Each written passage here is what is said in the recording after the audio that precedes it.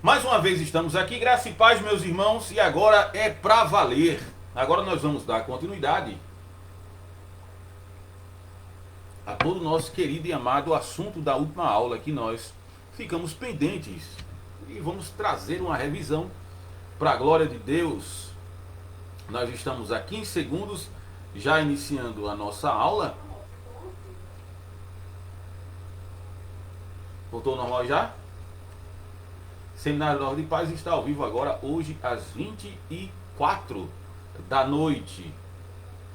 De antemão, vamos orar agradecendo a Deus por esse momento ímpar e indelével na nossa existência, para que assim Deus nos dê graça, nos dê força para que possamos, através dessa graça, manejar bem a palavra de Deus de maneira que ela penetre no âmago do nosso coração, tá certo, queridos irmãos? Oremos assim: maravilhoso Deus e eterno Pai, graças te damos, Jesus, pela tua infinita misericórdia em nossas vidas. Estende as tuas mãos santas, tuas mãos poderosas, perdoa, Senhor, as nossas fraquezas, aquilo, Pai, que em nosso coração pode trazer e poluir a tua imagem sobre nossa vida. Perdoa as nossas fraquezas, estende as tuas mãos santas. Muito obrigado por tudo, Senhor. Em nome do teu Filho amado, Jesus Cristo, aquele que vive e reina para todo sempre, meu Pai. Amém. Tem alguém ao vivo? Ninguém, né, irmão? Então, eu sem mais delongas, irmãos, eu vou dar continuidade à aula. Na medida que os irmãos vão chegando para estarmos junto aqui na aula, o pessoal vai se adaptando aqui a essa realidade nossa nesse momento. Nós estamos na cozinha mais uma vez do meu cunhado. Estou aqui na casa da minha sogra, minha querida e amada sogra, juntamente com a minha esposa e meu sogro. E nós vamos dar continuidade a tudo aquilo que já foi falado dentro da ambiência acadêmica, e agora de forma bem diferencial. Agora nós estamos online. Tem ninguém não, né, amor? Rapaz, o que está acontecendo, né? Começa, né? Então vamos lá. Na última aula nós, como eu já tinha falado, assim, levando em consideração aquilo que o Epps fala, aquilo que na Bíblia de Genebra também comenta de forma pletórica, de forma abundante, ele fala sobre que Lucas, ele traz, como um historiador, ele traz uma divisão, não diretamente, mas indiretamente para os seus leitores, de dois personagens. Não estou dizendo que são personagens centrais, tá certo? Que a vida da cristandade, a centralidade, a questão epicentral é a pessoa de Cristo e nada mais, como Howard Marshall falou no seu comentário, dizendo que embora aqui o livro de Atos, naquele livro, o comentário do uso do Antigo Testamento e do Novo Testamento, ele cita afirmando categoricamente, embora que o livro seja extraordinariamente cristológico, apologético acerca da divindade e a pessoa do Senhor Jesus Cristo, juntamente com a completude messiânica veterotestamentária, Lucas ele traz duas pessoas que foram divisores de águas pós-ressurreição do Cristo, de Cristo. A primeira parte cobre o ministério de Pedro, e eu vou levar em consideração, eu acho que é o comentário Bíblia, o comentário Beacon, comentário bíblico Beacon, que ele vai dizer que a primeira parte ele está levando em consideração o ministério de Pedro, o ministério que se concentra no quadrante israelita. Você pode observar que não deixa claro a saída do apóstolo Pedro, embora que historicamente no livro de Eusébio de Cesareia, história da igreja, história eclesiástica, Eusébio de Cesareia deixa claramente, claravidentemente, que Pedro chegou em Roma. E nós também acreditamos nisso com os conceitos históricos que abarcam a questão da igreja. Mas os primeiros capítulos mostram Pedro claramente concentrando o seu ministério em Israel. Pedro, juntamente com os demais apóstolos, eles estão levando no eixo a questão da promessa inicial, que é aquilo que João também colocou lá em João 1, capítulo 11, ele veio para os seus e os seus não os receberam. Eles entenderam esta mensagem que inicialmente o ministério, como Paulo diz em Romanos 9, vai dizer que primeiramente foram dados aos judeus as promessas, os testemunhos, as alianças, os patriarcas e aquelas questões que abarcam as questões veterotestamentárias que foram completadas, e uma exegese tipológica mostra na pessoa do Senhor e Salvador Jesus Cristo. Bem, os apóstolos têm essa ideia de concentração porque Jesus disse lá em Atos 1:8, na sua ressurreição, na sua última homilia, tem o meu colega Wellington, que ele disse que é o último mandamento do Senhor Jesus Cristo, que é aquele: recebereis a virtude do Espírito Santo quando vier sobre vós, e semeei minhas testemunhas, tanto em Jerusalém, na Judéia, Samaria e até os confins da terra. O ministério petrino, ele concentra-se nessas três primeiras regiões, nessa região micro, meso e macro, que é Jerusalém, Judéia e Samaria. Vocês podem ver que isso é uma quebra desse paradigma, porque até então os apóstolos e as demais pessoas acreditavam numa soteriologia de forma exclusiva e particular. Está lá no livro de John Julius Stott Jr., no livro que eu mandei para vocês via PDF, que é Fontes Judaicas do Novo Testamento. Lá ele vai dizer que os israelitas, os judeus, acreditavam, na exclusividade e particularidade das promessas soteriológicas, entendendo numa restauração das questões do reinado de Israel como terra, como numa perspectiva materialista política, a bem da verdade. Mas o evangelho em Jesus Cristo, nós conseguimos ver isso, tatear isso, muito bem no ministério de Jesus, na biografia de Jesus, através dos seus santos evangelistas, que nós observamos Jesus como rei prometido no livro de Mateus, nós vemos Jesus como servo lá em Marcos, e nós vemos Jesus como homem perfeito no Evangelho segundo Lucas, e nós vemos Jesus como Filho de Deus no livro de João. No livro de Mateus, se nós pegarmos, no capítulo 8 e 9, os primeiros milagres, né, que vai dizer, o Warren Webster vai confirmar isso aí, que é a intenção e a praticidade do ministério de Jesus, mostrando que o reino dos céus chegou. E esses milagres inicialmente acontecem na vida de pessoas não judias. A quebra desse paradigma acontece de forma esfuziante no coração de Pedro, através de uma revelação que acontece. Até agora não tem ninguém, né, amor?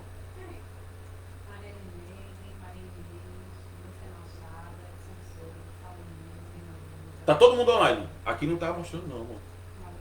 Tá certo? Então, por isso você é minha secretária, tá certo? Dentre esses motivos e outras coisas. Mas vamos lá. O que é que acontece? A quebra desse protocolo e desse paradigma acontece lá em Atos capítulo 10. Pedro, ele está na casa de Jope, na casa de Simão, que está em Jope, que é uma cidade marítima. E o que é que acontece? Acontece claramente na vida de Cornélio, em Atos capítulo 10. Cornélio, diz o texto sagrado, que ele era um simpático à realidade do evangelho. Por quê? Porque Deus se sentia comprazido em duas coisas: nas suas orações e nas suas esmolas que ele dava ao povo. Cornélio, ele é um centurião. O que é um centurião? É uma pessoa que comanda uma centúria, que a verdade não é 100 pessoas. Algumas pessoas dizem que pode abarcar até 120 a 80 pessoas. Alguns historiadores, como observei no canal, naquele canal bem conhecido, National Geographic, não é isso? E ele vai dizer lá que ele era um centurião, estava na cidade de Cesareia. Se nós levarmos em consideração o background do ministério messiânico de Jesus, quando ele fala a questão da primeira vez que é citado a igreja ou eclesia no original grego, lá em Mateus capítulo 10, que convencionalmente, consuetudinariamente, é chamado da confissão petrina, aquele que nós conhecemos bem claro, que sobre esta pedra edificarei a minha igreja e os portões do inferno não prevalecerão contra a igreja. Jesus falando que ele é a pedra angular prometida lá em Isaías capítulo 28 e verso 16, que o profeta Isaías diz o seguinte: eis que põe em Sião uma pedra preciosa, uma pedra já provada, uma pedra singular, quem nela crê não foge, colocando Cristo como a base, uma analogia às bases da casa do primeiro e segundo século de Jerusalém, que tinha-se uma pedra de esquina que dava todo o sustentáculo naquela arquitetura, embora que primitiva, mas conseguiria sustentar. E o que é que acontece? Quando Jesus fez isso, ele estava na cidade de Cesareia. Quando ele estava na cidade de Cesareia, ele fez uma pergunta retórica. Olha, quem diz os homens quem eu sou? Ele vai dizer, uns dizem que tu és João Batista, outros dizem que tu és Jeremias, ou um profeta que ressuscitou entre nós. E vós, quem dizeis que eu sou? Aí Pedro, cheio do Espírito Santo, disse que tu é o Cristo, o Filho do Deus vivo. Mostra essa revelação messiânica. Por quê? Aí Jesus disse que sobre essa pedra edificarei a minha igreja e os portões do inferno não prevalecerão contra ela. Os portões do inferno, Jesus está falando na visão que se tinha, cosmovisão judaica, rabinática, que se tinha no primeiro século, era o seguinte: a cidade de Cesareia é uma cidade que Herodes, como vassalo, fundou essa cidade em homenagem a César. Como ele era bem, digamos assim, politicamente correto, colocou essa cidade de Cesareia e trouxe toda a arquitetura, toda a cosmovisão romana lá do primeiro século. E os rabinos, quando passaram daquilo ali, devido a uma grande taxa de homossexualidade, de cultos pagãos, regado a bebida ao deus Baco e todo tipo de prostituição e imoralidade sexual, os rabinos diziam que ali era o inferno. Aí Jesus disse que nem os portões do inferno prevalecerão contra a igreja, e dar-te-ei as chaves do céu. Como é que se abre um portão? Com a chave. A chave quem é? Cristo e o seu evangelho da graça de Deus. E isso acontece para uma quebra de protocolo em Atos capítulo 10. Cornélio, ele é cidadão romano. Cornélio, ele está na cidade de Cesareia, e diz lá o texto que ele tem uma teofania e aparece um ser para que ele envie pessoas lá para a cidade de Jope e chame Pedro, de forma muito crucial. Diz lá em Romanos 8:28 que todas as coisas cooperam para o bem daqueles que amam a Deus segundo o seu eterno propósito. Diz lá em Provérbios 16:9 que o coração do homem trilha os seus caminhos, mas o Senhor dirige os seus passos. No Evangelho não existe coincidência. Já disse Josué Gonçalves, existe Jesuscidência. E de forma muito compromissada, Cornélio ele envia alguns mensageiros para a cidade de Jope para que pudesse trazer Pedro. E nesse ínterim de tempo, Pedro ele tem uma visão totalmente exusiante. Ele vê um lençol com vários répteis, descia do céu e ele escuta uma voz do céu e diz: Pedro, mata e come. Ele diz: eu nunca comi coisa tão impura. E Deus responde para ele dizendo: não diga que é impuro aquilo que o Senhor santificou. Ele está falando juntamente das pessoas que iam ser alcançadas pelo Evangelho. Quando Pedro chega na casa de Cornélio, ele no introito da introdução, no seu prólogo da sua homilia, ele diz assim: bem sei eu que Deus não faz acepção de pessoa. E na pregação de Petrina acontece o que aconteceu no início. Pessoas, os gentios começam agora a produzir xenolália, um culto bem pentecostal, e as pessoas começam a falar em línguas estranhas. Não, só estou dando background aqui, tá certo? Falou em línguas estranhas e Pedro ficou totalmente entusiasmado porque a salvação também chegou para o gentio. Em Atos 11, vamos começar agora a trazer agora de forma bem rápida aquilo que vamos tentar trazer até o final do livro de Atos, tá certo? Vamos fazer esse milagre, né? Então vamos lá, em Atos 11, Pedro é chamado para se defender diante do clérigo cristão, porque as questões consuetudinárias, as questões da ambiência, não favorecia que um judeu entrasse na casa de uma pessoa que não fosse judia. E Pedro, na sua defesa, vai dizer o que aconteceu conosco, aquela questão da descida do Espírito Santo sobre os apóstolos, aconteceram com ele. Em Atos 11 é onde nós vemos o início, onde se desencadeia a perseguição. E diz lá em Atos 11:26, diz o texto sagrado que Atos 11, os crentes, devido à perseguição, eles saem espalhados com medo dessa perseguição. Pessoas abrem mão dos seus próprios terrenos, da sua mordomia, se assim eu posso falar, e pessoas vão para a cidade de Tiro, para a cidade de Antioquia, que é uma cidade marítima, onde também as pessoas podem ter uma questão empregatícia para ter sustento. E com isso, as pessoas, mesmo os leigas, elas saíram pregando o Evangelho. E pregando este evangelho, algumas pessoas chegaram ao pleno conhecimento da graça logo na cidade de Antioquia. A igreja pede para que o melhor pastor, que não é a linguagem de Hernando Dias Lopes, tá certo? Na linguagem de Hernando Dias Lopes, ele pede para que o melhor pastor vai cuidar daquelas pessoas. Quem é? Barnabé. Barnabé não é o nome dele, ele foi cognominado Barnabé. Bar, em aramaico, quer dizer filho. Filho da consolação. Devido à sua exortação e consolação, digamos assim, um psicólogo no modo operandis do primeiro século, sem freudianizar as coisas, era uma pessoa que diz a Bíblia que era cheio de fé, cheio de esperança e era um homem cheio do Espírito Santo. E diz o texto sagrado que Barnabé, para aquela obra missiológica que estava no coração dele, Deus põe no âmago do seu coração para que ele vá buscar quem? Saulo de Tarso. Ele vai até Tarso para que possa buscar Saulo, para que possam fazer essa obra. Eles passam um ano ensinando o povo de forma muito profícua. A igreja começa a crescer, começa a ter uma robustez e uma consolidação doutrinal inimaginável, e a igreja fica consolidada num ponto estratégico turístico que é a cidade de Antioquia. Em Atos 12, nós vemos a prisão arbitrária que Herodes faz entre os grandes líderes da igreja, que é Tiago, né, o irmão de Jesus, e Pedro. Herodes, o tetrarca, ele coloca Pedro e Tiago dentro da igreja devido à politicagem, porque os judeus não estavam de forma aprazível com a relação em que a igreja agora, que era conhecida como a seita dos nazarenos, isso aí só vai se desmistificar lá na frente, principalmente depois da queda de Jerusalém em 70, como dizem alguns historiadores, um deles é Howard Marshall e Christoph Dawson, é isso. Tem 2 livros falando sobre a história da igreja, e ele vai dizer claramente que arbitrariamente foram colocados na cadeia. E daí em diante, o primeiro a morrer ao fio da espada é Tiago, meu irmão do Senhor e Salvador Jesus Cristo, sendo o segundo mártir e que o primeiro foi Estevão. Disso, durante a noite, e diz a Bíblia Sagrada que a igreja está intercedendo por Pedro na casa da mãe de João Marcos, inclusive que ele vira moço petrino, né, compilando o evangelho.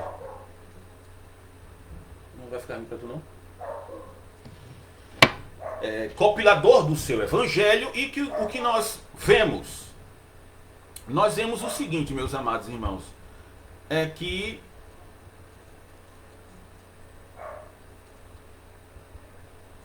rapidinho aqui, minha esposa foi pegar minha Bíblia aqui, né? É muito bom falar assim, tá? Mas é bom a gente sempre estar para comprovar a prova dos 9, tá certo? E diz o seguinte, Patrícia, cadê ela? E diz o seguinte, que a igreja estava intercedendo. Já disse Leonardo Ravenhill no livro, como é o nome daquele livro, amor? Porque tardo plenamente, estou constando aqui os universitários, né? Porque ela leu o livro, eu acho que foi quase uma vez, foi? Uma vez só, não foi? E nesse livro ele fala que a fé é a chave que abre qualquer porta. Ele não está falando de uma teologia da prosperidade velada não, tá certo? Mas ele fala, né, situação, e ele mesmo diz no livro, né, o pastor que não ora 2 horas por dia, ele não vale um vintém. Coitado de nós, né? Eu não sou pastor, mas coitadinho de nós. E o que acontece? A igreja está orando e Pedro é libertado de forma, uma teofania. Um anjo aparece, ele está preso por 16 soldados, uma guarda pretoriana romana, uma guarda exclusiva, como se fosse a ROCAM, ou as forças especiais do exército brasileiro, do EB, e as portas, eu estou sendo bem rápido, tá? As portas se abrem, ele sai, e diz a Bíblia, quando ele chega na casa, a empregada, ela fica tão esfuziante e alegre devido àquela soltura de forma emblemática, e Pedro chega na casa da mãe de João Marcos e todas as pessoas se alegram devido àquela situação. Em Atos capítulo 13, é a primeira grande, né? Deixa eu abrir aqui. Atos capítulo 13. Tem até, esse daqui é bom que tem harpa, né, amor? No final a gente canta um hino ainda. Atos capítulo 13. Se você tiver com a sua Bíblia, meu querido e amado irmão,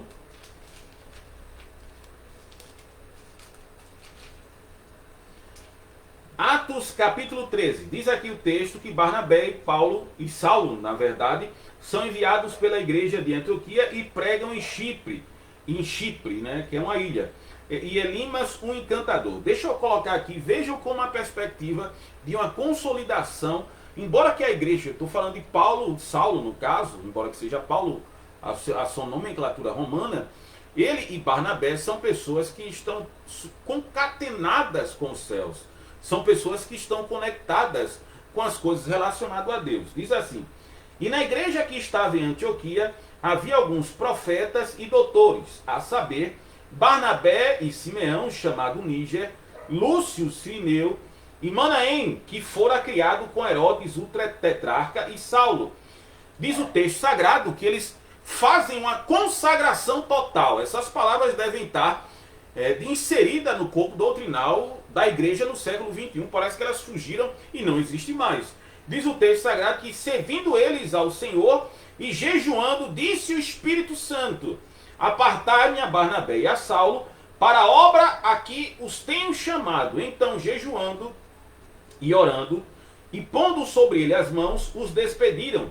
E assim estes, enviados pelo Espírito Santo, desceram a Seleucia e dali navegaram para a cidade de Chipre. Chegando a Salamina, anunciaram a palavra de Deus nas sinagogas dos judeus e tinham também João, que é o João Marcos, como cooperador. A palavra cooperador no original é a mesma palavra que origina-se, a palavra sinergia.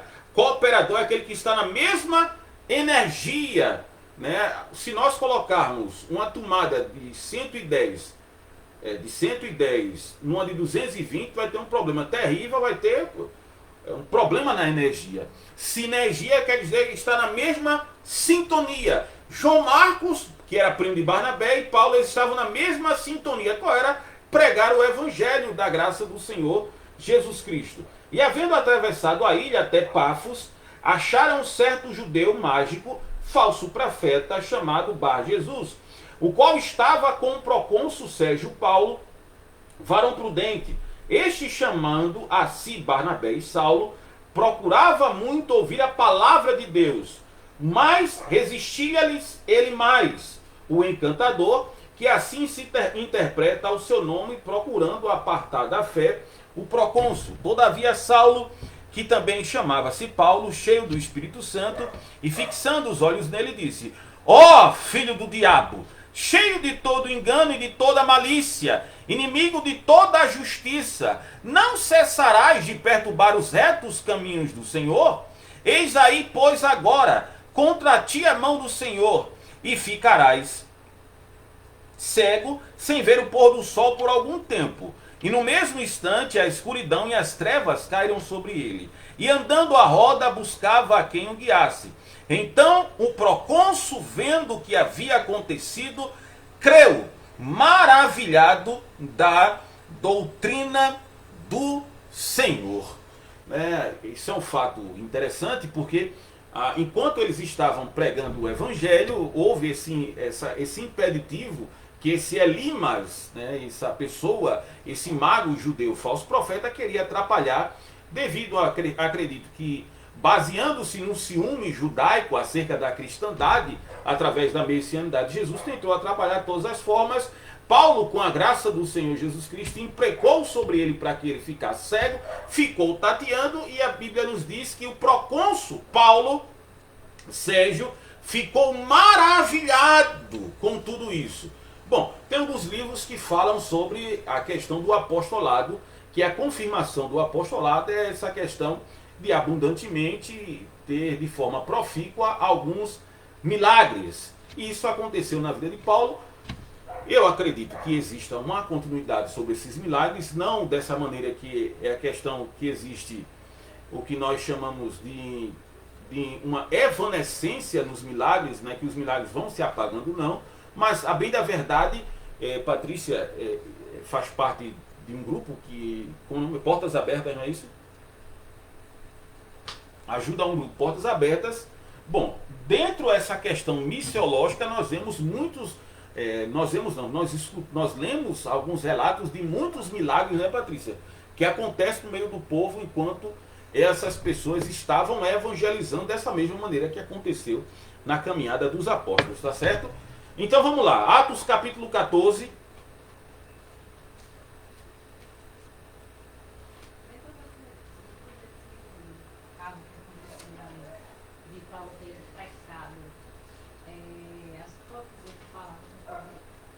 Em Cristo, sim, né? Mas tanto com relação às coisas que a gente fala com fundamentos, Não, elas vão criar um impacto na pessoa. Não pode acontecer. eu queria que fazer que diz que o poder da língua vai estar a morte e a vida. Provérbios 18 e 20. Minha esposa está fazendo a seguinte pergunta, queridos amados. Já que vocês, né, ficam um pouco, né, brandos com relação a isso, ela está perguntando se, assim, devido a tudo isso, palavras têm poder, lógico. Ela não tem um poder mágico até certo ponto, mas palavras podem ser utilizadas para matar uma pessoa espiritualmente. Nós conhecemos inúmeros casos, né, com relação a isso. No caso, não é para isso não, moço. Tá dando para estudar aqui não. No caso de Paulo, de Saulo, que é Paulo também. Eita, vê se está rolando aí. Deu uma paralisada aí, viu? Voltou agora. No caso de Paulo, né, que imprecou algumas coisas, aconteceu essa situação. Lógico, palavras têm as suas valias e têm o seu poder. Por isso, Provérbios 18 e 21 vai dizer que a morte e a vida está no poder da língua. Quem souber dela utilizar, comerá o seu fruto. Se nós levarmos isso para uma ambiência não somente eclesiástica, que é continuidade da igreja, né, que é realmente onde está a igreja, que é a nossa ambiência familiar, se nós olharmos dessa maneira, né, nós devemos ter o maior cuidado do mundo, principalmente no nosso relacionamento conjugal e principalmente da minha filha, com relação a filhos. Não quero dizer que tem máscara, mas uma pessoa que faz com que os seus filhos cresçam escutando palavras torpes e palavras das quais não são simbióticas com aquilo que os céus esperam de nós, rapaz, vai ter problemas, né? Isso nós podemos ver na aula de hermenêutica com o pastor, acho que ele é pastor, né, que disse que estava perto de exercer o seu ministério, o pastor Rogério. Então vamos lá, nós estamos há 27 minutos aqui tendo a nossa aula, né? Até então, nenhuma pergunta, até então absolutamente nada, né? Pode continuar, né? Nenhuma pergunta. Eu estou aqui só para dar uma resumida, tá certo? Nós vamos tentar, da melhor maneira possível, fazer um resumo até chegar lá. Atos capítulo 14 é quando o evangelho é pregado em Icônio, Listra e Derbe, né, devido à perseguição, e o pessoal volta para Antioquia. Atos capítulo 15 é aquilo que nós chamamos do primeiro concílio de Jerusalém, que é datado no ano, algumas pessoas dizem que no ano de 45, 40, 55, vai depender das pessoas que levam as suas pressuposições para interpretar isso aqui. Mas o que é que se diz naquele concílio de Jerusalém é porque, vindo algumas pessoas de umas castas sacerdotais ainda, as pessoas ainda inflamadas com essa ideia de que as obras podem salvar, eles querem colocar uma ideia dentro, nas questões epicentral da igreja, que as pessoas, mesmo as pessoas convertidas à pessoa de Cristo, deveriam participar do rito judaico, que é a circuncisão, e guardar alguns preceitos da lei de Moisés.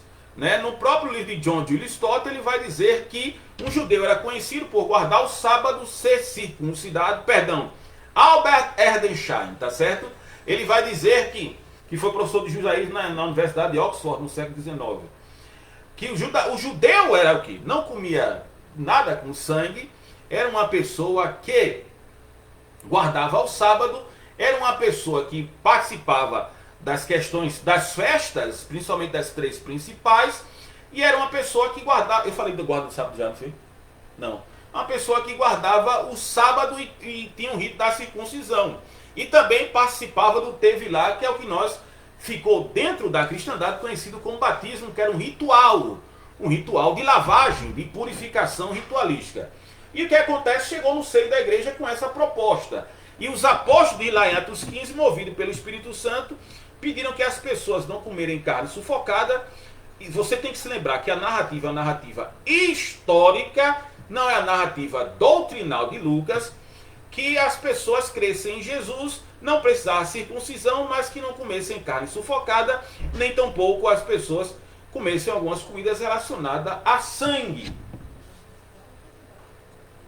Não precisavam de circuncisão, né? Eles acreditaram que, se você for ver o livro de Ezequiel é muito claro acerca da circuncisão. Que a verdadeira circuncisão não é no prepúcio. A verdadeira circuncisão é o quê? No coração. O prepúcio do órgão genital, até a gente falou isso na teologia do Antigo Testamento, a teologia da circuncisão. Eu utilizei até o livro de Walter Kaiser Jr. sobre a promessa, né, que ele trabalha a ideia da história da redenção do Erstgesenkirchen, em alemão. Né, ele vai dizer que a ideia da circuncisão foi uma consagração total, inclusive da região da genitália, né?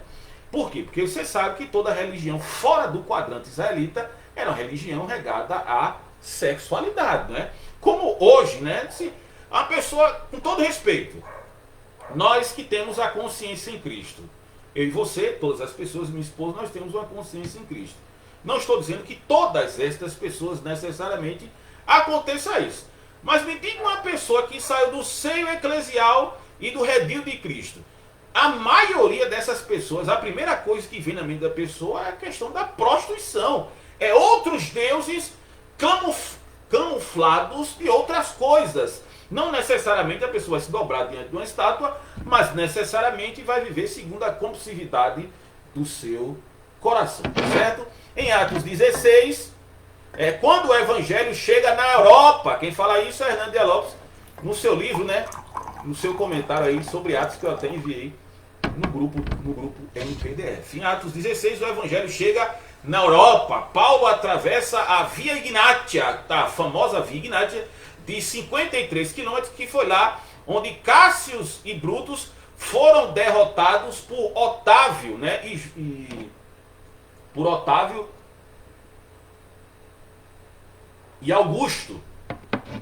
Eles foram derrotados lá. E lá é uma via muito, né, de uma população muito concentrada, e Paulo atravessa aquela localidade.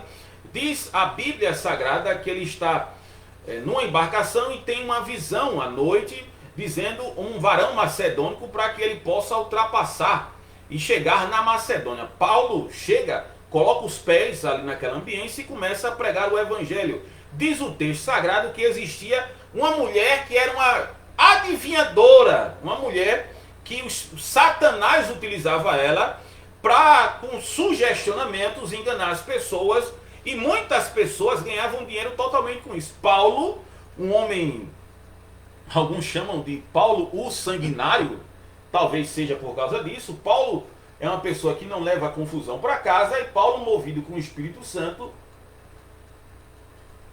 expulsa o demônio daquela mulher, e existe aquela confusão a tudo isso, e ele é levado preso, e ele vai para a cadeia. E diz lá, o relato de Lucas, vai lá Paulo e Silas para a cadeia, e diz o texto sagrado que ele está na última cadeia, sem ver o pôr do sol, preso pelas pernas, como uma pessoa que tivesse o mesmo peso de um serial killer, juntamente com Silas. E diz o texto sagrado que eles começam a louvar a Deus, cantar hinos e fazer orações, de maneira que existe um milagre aconteceu, que um terremoto aconteceu, as cadeias se romperam, os presos continuaram dentro da cadeia, escutando as orações e os louvores de Paulo, e diz a Bíblia que a pessoa, o guarda, ficou tão preocupado, porque se alguma pessoa lhe pagaria com a sua própria vida, ele tentou se matar. Paulo disse: homem, não faça tal coisa. E ele pergunta a Paulo: o que é que eu faço para ser salvo? Ele disse: claro, crê no Senhor Jesus Cristo e serás salvo, tu e a tua casa. De maneira que aquele homem levou Paulo para sua casa, todas as pessoas... Tá para ver se tá paralisando aí, amor, que tá dando zero aqui a internet. Tá dando zero aqui, vídeo zero, tá tudo dando zero aqui na internet aqui. Tá normal? Tá em quantos minutos aí? Dá para ver os minutos? no teu, né? Então tá ok, né? Então vamos lá. Porque deu essa problemática aqui, mas vamos dar continuidade, tá certo, queridos irmãos? E aquele homem levou Paulo e todas as pessoas ficaram maravilhadas com aquilo dali, toda a sua casa se converteu. Atos capítulo 17 é quando Paulo chega na cidade de Atenas, a grande cidade que tem tantas divindades que um filósofo, deixa eu me lembrar quem foi, aqui imediatamente eu não me lembro, ele disse que ele procurou uma pessoa na cidade de Atenas e não encontrou, devido à quantidade de estátuas que existia. É o centro intelectual da Roma Antiga, é onde as pessoas estão mais abraçadas com as ideias filosóficas, e Paulo chega e prega lá o Deus desconhecido, Atos 17 e 25, né? É o Deus desconhecido. Tem vários deuses, várias imagens. Tem lá sem imagem, mas um altar consagrado ao Deus desconhecido, e Paulo começa a pregar em cima disso. Paulo, como tinha essa tática sofista, ele utiliza a realidade que eles estão vivendo para pregar uma verdade. Ele não fala de Moisés, mas todos os gregos conheciam que todos eram geração de Deus, conhecia que no último momento ia ter a questão do julgamento, e Paulo diz, por ele nos movemos e existimos. E vai dizer o texto sagrado que as pessoas estão entusiasmadas com o discurso de Paulo, mas quando Paulo fala da ressurreição, acabou o discurso de Paulo. Poucas pessoas, né, eles encontram o evangelho da graça de Deus, e as pessoas dizem a Paulo, acerca desse assunto, não te ouviremos em outra oportunidade. Por quê? Os gregos, eles não davam crédito à ressurreição. Por que eles não davam crédito à ressurreição? Tem um livro de N.T. Wright, A Ressurreição do Filho de Deus.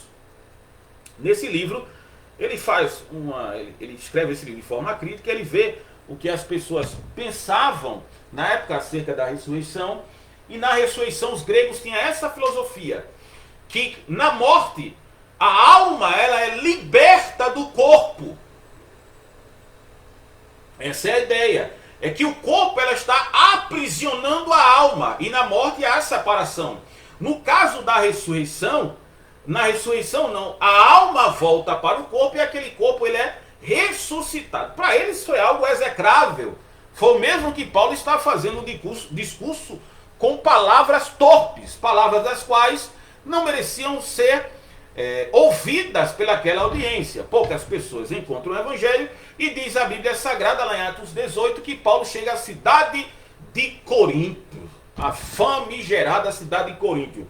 O livro de William Hendricks, ele vai dizer que existiam mais de 500 mil pessoas na cidade de Corinto. A maioria dessas pessoas eram escravos libertos, pessoas que tinham ganho a sua carta de euforia e moravam naquela localidade. A cidade de Corinto, segundo o comentário Bacon, ele vai dizer que corintianizar era sinônimo, simbiótico à fornicação. Por quê?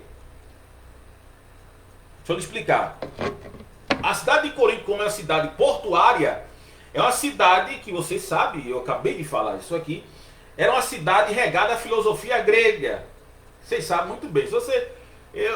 Eu fico até constrangido em falar, tem um livro, O Banquete de Platão, que ali é uma glamoralização à homossexualidade e à prostituição. Embora que de forma aparentemente erudita, mas é algo terrível. Qual é a ideia? Existe na cidade de Corinto, na cidade portuária, a recepção que a maioria das pessoas tinham, é que as pessoas nas embarcações passavam muito tempo ao mar. As pessoas iam para aquela cidade justamente para se prostituir. Não é à toa que Paulo disse em 1 Coríntios 12:14, o homem natural, que é o homem natural? Psique. Na tradução da Bíblia dele, ele vai falar que ali é o homem natural intercambiável com a sexualidade. Por isso que vai dizer que o homem natural não consegue discernir as coisas do Espírito de Deus, porque ele parece loucura e não pode entender. A cidade de Corinto é uma cidade conhecida por causa disso. No porto, dizem algumas pessoas e alguns historiadores, que as pessoas atracavam seus navios recebidos com as mulheres, com os seios para fora. A cidade tem é consagrada à deusa Afrodite. Você sabe da história da deusa Afrodite. Pode falar isso aqui, amor? Não, né? Melhor não, né? Não, de Afrodite não. Tem que falar superficial. Vou utilizar uma linguagem aqui não coloquial, técnica para você possa entender. A deusa Afrodite é que ela foi feita dessa forma. Zeus estava brigando com outras divindades, né, gregas, e há um corte no seu órgão genital, e esse órgão genital ele cai no mar Egeu, e do mar Egeu nasce, surge essa deusa Afrodite. Vê que coisa, irmão? Segundo a lenda, né? Lógico, nós não acreditamos nisso. Mas imagina como a cidade era regada a esse tipo dessa cosmovisão. Existia também a questão dos homossexuais. Os homossexuais eram os sacerdotes que viviam seminus, aonde os homens também tinham contato sexual, que é chamado de prostituição cultual. O que é a prostituição cultual? Como os cultos, eles eram florescidos pela essa ideia da sexualidade, e os ritos litúrgicos tinham contato sexual desde a conjuntura carnal, outras coisas, porque o horário não permite nos falar aqui. As pessoas estavam ligadas totalmente a isso. Era uma cidade embevecida de prostituição. Fora os cultos ao deus Baco, da onde se origina a palavra ao deus Baco, a palavra bacanal. Você sabe o que é bacanal, não é? Não precisa entrar em contato aqui para mostrar isso aqui para você. E tudo isso Paulo foi pregar nessa cidade o evangelho, e diz o texto que devido a um decreto do agora imperador, que é o único imperador que não é homossexual, segundo seu tônico, é o único imperador que não é homossexual, que é Cláudio, que é o tio de Nero, ele dá um decreto expulsando alguns judeus de Roma. A arqueologia vai dizer que foi por causa de um tal de Crespo, né, que é uma corruptela do nome Cristo. E ele vai para a cidade de Corinto, ele encontra um casal missionário. Ele encontra Priscila e Áquila. Diz lá que eles têm a mesma funcionalidade, né? A homotecnia no original. Qual é? Fazer tendas. E com isso, Paulo entra nas sinagogas com estratégias, juntamente com Priscila e Áquila, e eles pregam o evangelho, e algumas pessoas começam a entender a graça de Deus e deixam de ser homossexuais, prostitutos, bêbados e outras coisas mais, e agora o evangelho chega à cidade, aquela cidade portuária que nós chamamos de cidade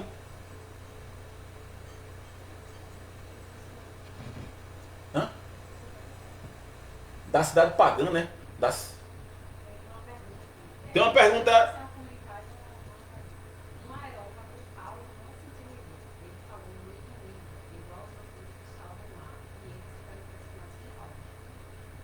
Quem foi que falou isso? Não, sim, Saulo fez fez um comentário, né? Lógico que Paulo, nós sabemos, Paulo era uma pessoa extraordinariamente humilde, uma pessoa com a graça de Deus, mas Paulo, por exemplo, tem um livro de Cyrus e Borde. Se Paulo fosse no dia de hoje, Paulo no mínimo tinha 7 doutorados devido à sua intelectualidade e à sua visão pedagógica. Um homem totalmente dotado de graça, e a graça de Deus fez com que ele estivesse no mesmo nível daquelas pessoas no Areópago, tá certo?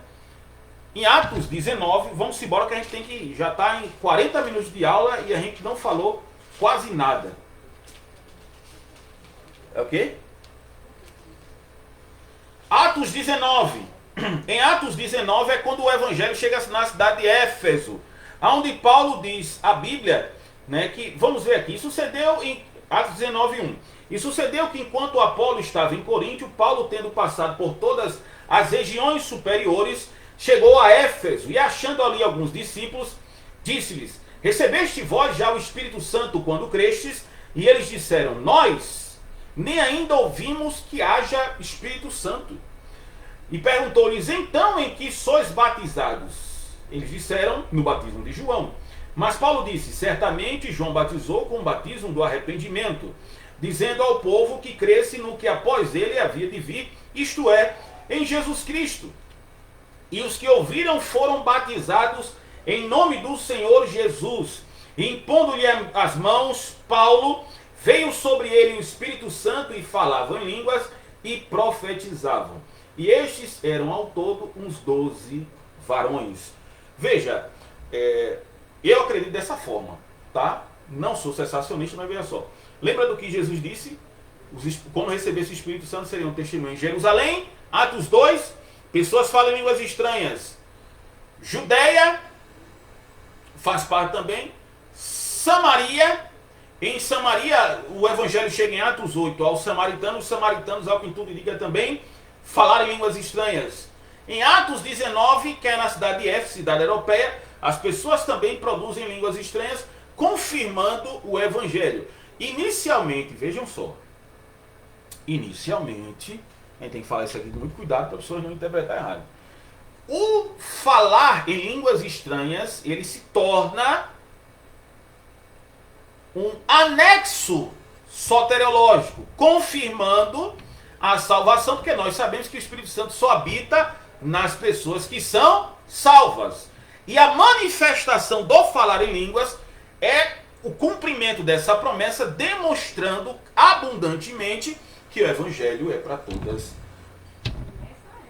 Nessa época aí, tá certo? Você vê em 1 Coríntios 12 a 14, onde Paulo fala das questões dos dons espirituais, não, mostra que, no caso, o falar línguas estranhas também é, né, dá essa ideia, também é uma edificação pessoal, desde que, uma edificação para a igreja, desde que a pessoa tenha o dom de falar, de traduzir, né, desde que tenha o dom, se for interpretar para ele. Se não, você fica lá sentadinho no seu banco lá, dando os seus glórias a Deus em outras línguas, você e Deus tranquilamente sendo edificado para a glória de Deus. Alguma pergunta? Atos 20, Atos 19, Paulo chega na cidade de Éfeso, tem aquela comoção, porque ele prega contra as questões, principalmente a divindade Diana, que era a patrona daquela cidade, e os artífices, né, tentam da pior maneira possível, né, constranger Paulo, mas Paulo, com a graça de Deus, eles pregam o evangelho, né, de cidade em cidade, que ele entendia que ele era devedor tanto aos judeus quanto aos gregos, tá certo? Em Atos 20, Paulo visita outra vez a Macedônia, a Grécia. É aqui um dos discursos mais lindos que Paulo dá. É o único discurso que Paulo dá aos presbíteros da cidade de Éfeso, depois que ele passa na cidade da Macedônia, consolidando o evangelho. As pessoas ainda, né, os discípulos, e ele vai dizer em Atos 20 e 24, em nada tenho a minha vida preciosa para mim mesmo, desde que cumpra a minha carreira, agora veja só, com a alegria do evangelho da graça de Deus. Né? Algumas pessoas, fortuitamente, nós temos escutado, né, a pessoa falando, né, é muita dificuldade, né, servir ao Senhor Jesus. Nós sabemos das limitações, né? Mas as pessoas fazem essas coisas, né, parece que chorosas, com um peso nas costas terrível, mas Paulo, ele no seu discurso diz que é com alegria o evangelho da graça de Deus. Atos 21 é quando Paulo volta para Jerusalém, né, para trazer as questões dos donativos e das questões financeiras, porque Paulo ele pega essas ajudas monetárias para as pessoas que estão morando em Jerusalém, devido à fome profetizada por Agabo, no capítulo 11, tá certo? E Paulo, ele é preso em Jerusalém por sedição.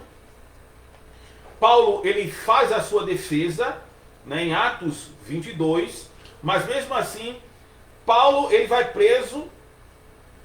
Depois, em Atos 23, existe uma conspiração, né, Paulo já preso para que eles pudessem morrer pelos próprios judeus. Em Atos 24, Paulo faz o seu discurso de defesa no tribunal ao imperador Félix. Depois, em Atos 25, ele faz a defesa diante de Festo, né? E Paulo depois prega diante do rei Agripa. O rei Agripa fica impressionado com o discurso do apóstolo Paulo e diz o seguinte: Paulo, as muitas letras estão te enlouquecendo, né? Paulo era um leitor ávido, era uma pessoa que vivia lendo todas as coisas. E diz lá que o rei Agripa disse que quase, né, tem até um sermão de John Wesley chamado de Quase Crente. Eu até escutei isso no ano 2013. Eu escutei isso, me lembro até hoje. Quase crente, né? Paulo, por pouco tu não me convenceste. Essa é a ideia dele. Em Atos 26, não é? Atos 26 é essa consolidação dessas defesas paulinas. Em Atos 27, Paulo é mandado para a Itália. Por quê? Porque ele apela a César, que é como se fosse o superior tribunal federal. A última instância jurídica é para se defender diante de César. Nós estamos aqui no penúltimo capítulo de Atos. Diz a Bíblia que Paulo ele está preso em Roma, ele recebe as pessoas e vai pregando o evangelho da graça de Deus, mesmo preso. Eu me lembro da história de John Bunyan, aquele escritor famigerado, conhecidíssimo, John Bunyan, que o segundo livro lido na Inglaterra depois da Bíblia, King James, é o livro O Peregrino de John Bunyan. John Bunyan ele tem um sermão chamado A Graça de Deus no Sofrimento. John Bunyan ele passa mais de 10 anos preso, porque ele era um pregador não estatal, mas pregava nas ruas, e isso não poderia, ele foi preso. E com isso, ele não tinha escrito nenhum livro, mas dentro da cadeia escreveu mais de 60 livros, sermões poderosíssimos, é um referencial até hoje, como um batista reformado, e ele, nesses livros, ele sempre fala da graça de Deus, mesmo devido a esse momento, esse solavanco existencial da prisão. A mesma coisa acontece com Paulo. Paulo, como ele é um homem muito profícuo em relação à escrita e à comunicação, Paulo ele escreve as 4 cartas da cadeia, que nós vamos estudar também no Novo Testamento, que são para mim, a carta mais bonita é Filipenses, que é o Bengel fala que é a carta da alegria. Filipenses, Colossenses, Filemon e a carta os Efésios, né? São cartas que traz consolo à nossa alma e o nosso coração. Em Atos 28, vamos ver aqui em Atos 28,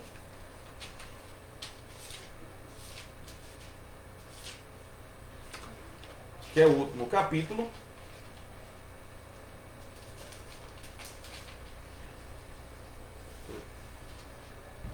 Paulo, no seu deslocamento para a cidade de... É bem interessante essa parte, né? Paulo chega na ilha de Malta, depois há um naufrágio que acontece, e diz lá que depois desse naufrágio, Deus usou Paulo dizendo que ninguém ia perecer, mas o barco ele ia chafundar. Aí Paulo ele vai para a cidade de Malta, e naquela cidade de Malta, naquela ilha, na fogueira, pegando os gravetos, né, filha, para fazer a fogueira, uma bicha, né, no original, uma cobra, ela morde o braço de Paulo, e as pessoas, uma víbora, né, pensam que isso é um castigo dos deuses, porque ele não tinha morrido, mas Paulo, não acontece nada com Paulo, e as pessoas ficam entusiasmadas com o apóstolo Paulo, quase levando ele a uma ideia de uma divindade no meio do povo. Paulo diz o texto lá que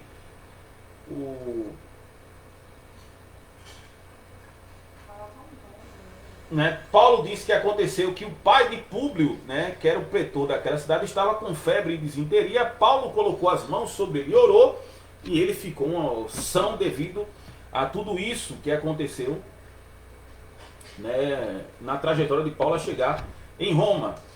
E aqui, Atos capítulo 28, verso 11, 3 meses depois, partimos do navio de Alexandria, que invernava na ilha, o qual tinha por insígnia Castor e Pólux.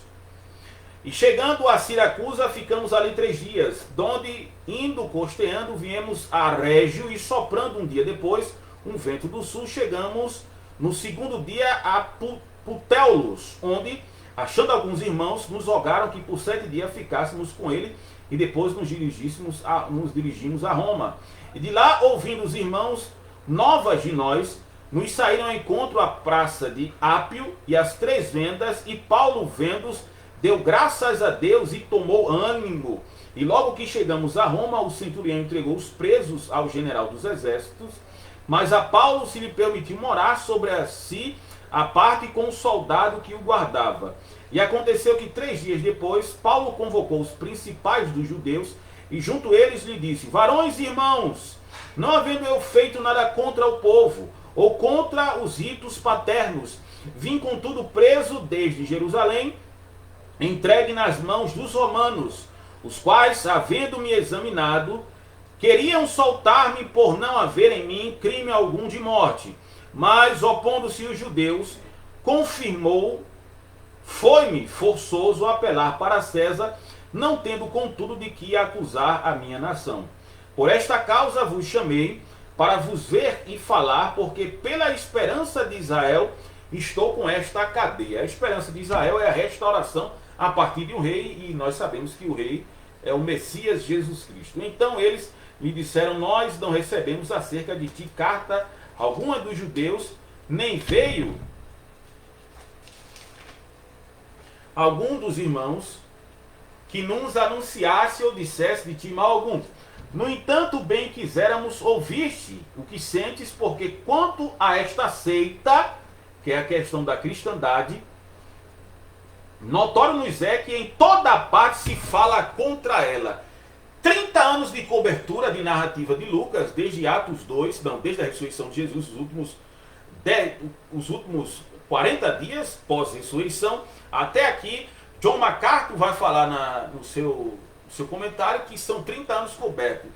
Com 30 anos, o Evangelho conquistou todo mundo, de maneira que todo mundo já tinha escutado o Evangelho. Que Deus nos ajude, irmãos. Que Deus nos ajude. Só no Brasil, esse país que cabe na Europa toda, esse país ainda, as traduções bíblicas não chegaram aos índios. Aqui é o maior país, maior país do mundo, né, que tem a quantidade de cristãos, coisa que chama a atenção até dos europeus, devido à cristandade que existe aqui. Vamos lá, verso 24. E alguns criam no que diziam, mas outros não criam.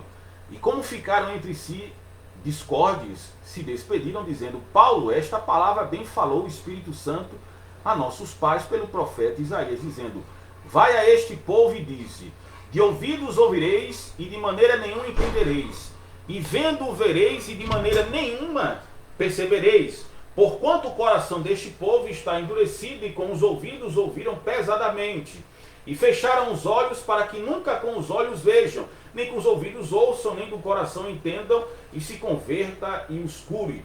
Seja-vos, pois, notório que esta salvação de Deus é enviada aos gentios, e eles a ouvirão. E havendo ele dito isto, partiram os judeus, tendo entre si grande contenda. E Paulo ficou 2 anos inteiros na sua própria habitação, que alugara, e recebia todos quantos vinham vê-lo, pregando o reino de Deus e ensinando com toda a liberdade as coisas pertencentes ao Senhor Jesus Cristo, sem impedimento algum. Amém? O texto mostra, claro, que Paulo, preso na sua casa, sob custódia do Império Romano, ele estava pregando o Evangelho da graça de Deus, e ele tinha essa consciência de que o Evangelho era para todos os gentios, eram para as pessoas também que não necessariamente eram descendentes de Abraão como judeus, mas que necessariamente também eram escravos do pecado desde Adão. E Paulo em Romanos vai dizer que tanto o judeu quanto o grego, eles estão diante de Deus pobres, e as suas obras não podem salvar de maneira nenhuma. Tanto o judeu é devedor diante de Deus, e tanto o grego, por isso que ele vai dizer que todos pecaram, Romanos 3, 23, todos pecaram e destituídos estão da glória de Deus. A cura que pode fazer isso é quem é a pessoa do Senhor Jesus Cristo. Eu no começo da minha cristandade, eu escutei uma pessoa dizendo, uma citação do livro que eu não lembro o nome agora, que se Paulo tivesse vivo hoje, o mundo já tinha sido evangelizado 53 vezes. Ler o livro de Atos sem fazer uma reflexão de qual evangelho nós estamos pregando, dá uma dor no nosso coração. Um homem de baixa estatura, como F.F. Bruce fala no seu livro Paulo, o apóstolo da graça, um homem que necessariamente não tinha um biotipo coerente para enfrentar corpo a corpo aos romanos, mas enfrentou-os com a graça de Deus através dos seus lábios e da efusividade do Espírito Santo na sua alma, conseguiu com a graça de Deus evangelizar o mundo. Meus queridos irmãos, que Deus nos abençoe. Tem alguma pergunta? Como não tem nenhuma pergunta, ou você fala agora, ou você cale-se para sempre, tá certo? Qual? Sim, amanhã é sábado, né? Não, amanhã é sexta ou é sábado? Sábado teremos um culto de tributo a Deus às 19 horas, tá certo? No YouTube, no canal da própria FATEADEG, para que a gente possa, em Cristo Jesus, celebrarmos a Deus por essas por esse primeiro semestre, né? Que coisa, a expectativa de, pelo ano, não estou falando de ano, né? Deus não precisa de ano, né? De ter um ano assim, digamos assim, um ano bem abençoado, não estou dizendo que não seja, né? Mas as nossas frustrações aconteceram com relação a esse ano, mas os planos de Deus não podem ser frustrados. Deus tem o controle de todas as coisas, diz lá em Colossenses 1, capítulo 13 em diante, ele nos resgatou do império das trevas para o reino do Filho do seu amor, através do seu sangue, com a remissão dos nossos pecados. Ele é o Deus invisível, o primogênito de toda a criação. Por ele foram criadas todas as coisas nos céus e na terra, visíveis e invisíveis. Ele é a cabeça do corpo da igreja, o primogênito de toda a criação. Deus é que tem o poder de todas as coisas, tá certo? Então vamos celebrar a Deus nesse sábado, continue orando. Todos os dias nós colocamos alguns informativos sobre isso. Tem uma pergunta? Pronto, o trabalho são dois exercícios, né? Não posso nem chamar isso de trabalho. O primeiro, vou dar até, eles têm que ser produzidos, você tem que dar até dia 15 de julho. São 6 perguntas do segundo e mais 2 do primeiro. Né? Qualquer dúvida, eu já coloquei até um exemplo no grupo de WhatsApp. E qualquer dúvida, pergunte pelo grupo do WhatsApp, que a gente pode tirar. Acredito que está muito esclarecido. Eu sei que vocês têm outros afazeres, mas vocês façam que nem Paulo, né? 1 Coríntios, capítulo 9, verso 23. Por isso subjugo o meu corpo e reduzo a servidão. Tem que ter um esforço para que possa concluir isso. Tá certo, meus irmãos? Vamos orar. Mais alguma coisa, meu irmão?